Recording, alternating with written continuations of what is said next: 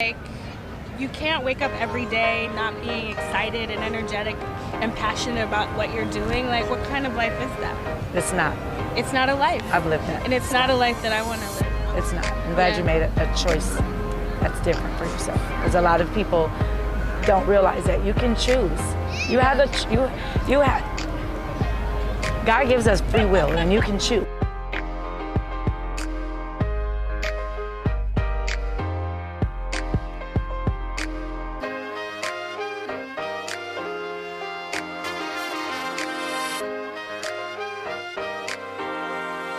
There are bombers and bombshells. I'm here with the beautiful Gaynelle of Philthy Ragz, a bomb brand you all need to know out of Inglewood, California. How are you? I am well. It's so good to see you. I know, finally, right? And finally do this interview. So your brand is amazing. It's one of my most liked photos of all time. And so I need to know, how did you start Philthy Ragz? Okay.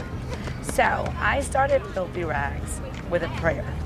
Okay. I honestly was in a situation where my ex-husband, we were separating after 17 years, and I was afraid. And my main thing is I did not want to go work for Target, Macy's, Walmart, wherever to get a second income. I just didn't want to do that. My prayer was, God, use my hands to make room for my life. I always knew I was gifted, but I never took the time, or not never took the time, but never utilized the time to work on my gift. After my prayer, 2 weeks later, my neighbor came from across the street, and she asked me to help her to create a shirt so that she could wear it with whatever she was wearing to promote her handbags. And I didn't understand why she wanted this shirt. It's still, even as I repeat this story over and over, it still honestly flabbergasts me. But my question to her was like, why do you want me to make your shirt? Like, I didn't get it. But I also just didn't remember my prayer, you know what I mean? So with that being said, she gave me a wife beater. And so first I'm like, okay, so what am I gonna do? What a wife beater? Like, what am I gonna do with this? I don't know, this T-shirt. Like, what am I gonna do with that? And so I happened to be at school. I used to teach preschool, and I happened to be at school. And the day before the shirt was due for her to be in the fashion show, I took some dyes that we had. I took some strings that we had. I took some, we had some pieces of lace and jean. I don't remember what we were doing, but we just had all these things around, and I threw them all on a table. And literally, I hand dyed the shirt. I cut the back of the shirt off, and I replaced the back with strings going in different directions. And I placed the jean and the lace and felt on there strategically. I was like, it's missing something. It needs something on there. It needs something. And literally, I cut the words that I felt at that moment, and it was free. I felt free.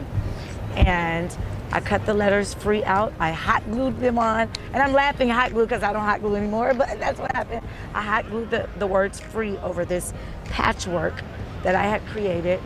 And literally, my life changed from that moment. At that show, So you made the shirt for a fashion show? I did. Okay. I did. And that is how my career started. My career started from that prayer and from that space of need and not walking in fear and not understanding that all these things were tied together. Okay. The fear, the question, the lady walking across the street, all of that good stuff, you know what I mean? And so at that show, the wardrobe manager for the Bernie Mac show, she was there, and she came to me after the show and asked me, did I make that shirt? So from there, the doors of fashion opened for me, and that is exactly how my career started. Faith over fear, trust in myself, trusting in a prayer and in my gift, and wanting to make room for my daughters. That's the honest truth. So did you sell that first shirt? What happened with that first shirt? Girl, I didn't get no money. No. No, it wasn't a sale. It was a gift to her. Okay. She asked me for something and I just gave it to her. I never sold it or anything at all. But sales came after that. She asked me to bring some shirts to the shop, to the studio where they filmed, and I did that. And I don't know why I'm about to cry. My life changed from there. It did. My life changed from there. It did. They requested 10 shirts.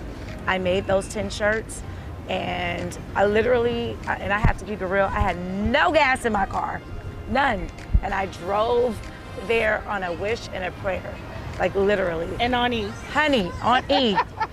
Gave me a $1,200 check, literally on E, from the 10 shirts that I made. She gave me a $1,200 check. And I was like, oh, okay, so that's the answer to my prayer. And that literally just kind of took off Philthy Ragz. Wow. Yeah. Where does the name Philthy Ragz come from? The Bible. It actually comes from the Bible. I was in a service. Again, I had a period in my life. I had just a very dark time, really. And I remember being in a church service at my church in Inglewood, and my bishop was preaching about the works that you do. And there's a scripture in the Bible that says that doesn't matter what you do, God still sees it as a filthy rag. Now, I had no clue, no inkling, I wasn't in fashion. I was just in a dark space. But I remember saying, if I ever got a business doing clothes or doing what, I think it was just that, doing what I wanted to do, that I would name it Philthy Ragz. And that's where the name came from. I did. The Lord will always lead the way. Baby, baby, you better know it. I love the silhouette of the jumpsuit, the marathon jumpsuit that I wore, because it has like the kind of harem style at the bottom. For me, it balances me out, gives me like the Coke bottle shape. Ooh, I love hearing that. I'll tell you why, but go ahead. So tell me about some of your signature designs. Why did you pick those silhouettes and how they kind of came to fruition? Okay, so I used to be 318 pounds. I lost 156 pounds, but I was left. I did not opt to do the plastic surgery. Oh, you got gastric bypass. I had gastric. I had the full. I didn't have the sleeve, like these new things that they're doing now. I didn't have that. I had the full-on surgery. And so I lost 156 pounds. Well, with that being said, I have a nice figure, but I still have a pouch at the bottom, right? So the drop it low and the marathon that you love so much, those were designed because that is the silhouette of my body. I'm small here, but I always want to hide what's there at the bottom. And so I just fused the way my body is shaped, and I thought about all of my other customers who complain about that. Like, they want to see this, but I got this thing here at the bottom, or my stomach, or what have you. So I'm like, well, how do I make this sexy? And the bottom portion, or the design, was inspired by some other harem pants that I've seen. I did some switch ups to make it fit better around the hips, but it was designed like all of my clothes are designed with a woman's story in mind.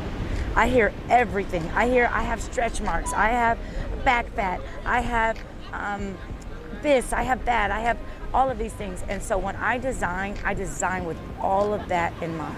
I think about my story, and I think about, and when I say my story, because it is a piece of my story, how my body is shaped, it's a piece of our story. And so I think of all of that.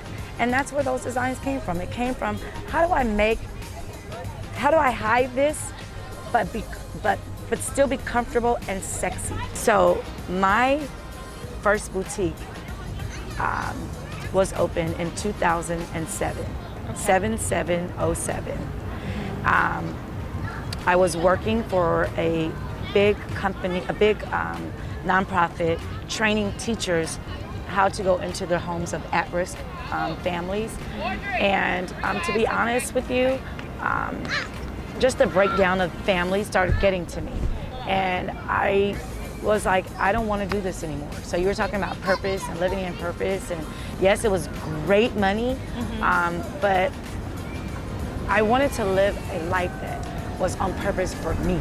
Right. And so the choice was, I told him the day before Christmas, I was like, I'm opening my own stuff.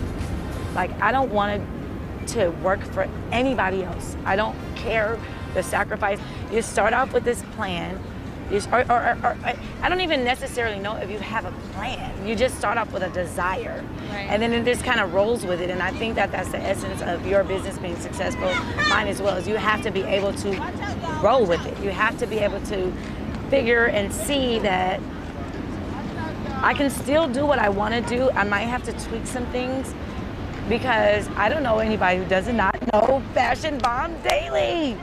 Girl, I'm a whole 50. I'm going there trying to see what I should wear back in the day. You were a bombshell of the day. Girl. In 2012, I found it. I loved it. And your daughter submitted to Yes, I remember that. Yeah. I remember that, definitely. And you sent that to me, and I was like, okay, so I'm going to wait after we have the conversation. Yeah. I was like, I'm going to wait and put the comparison story, like, now. And then, Yeah. That's amazing.